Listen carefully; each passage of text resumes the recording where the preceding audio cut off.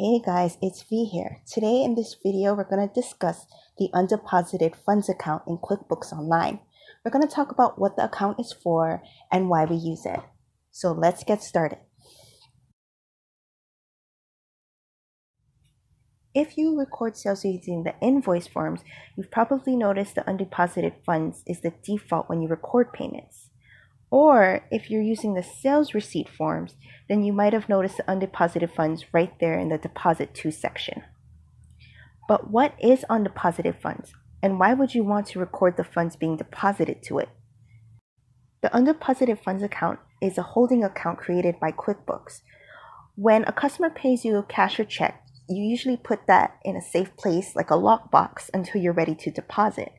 The undeposited funds account is meant to mimic that lockbox.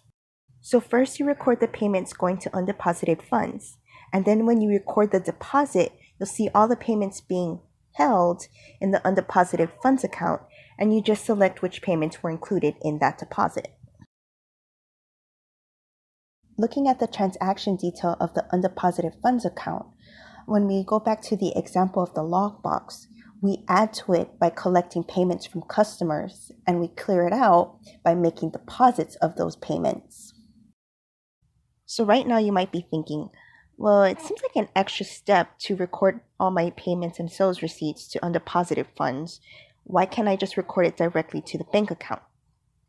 Technically you could, but here's the issue with that.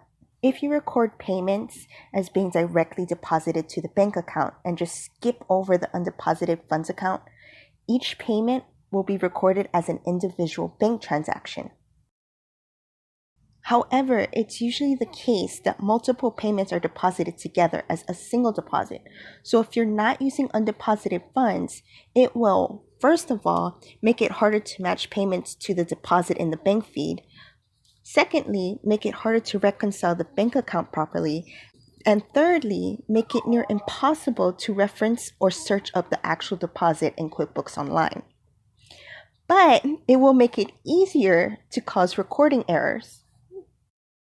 For example, when you're not using the undeposited funds account to record payments, QuickBooks Online is less likely to suggest matches.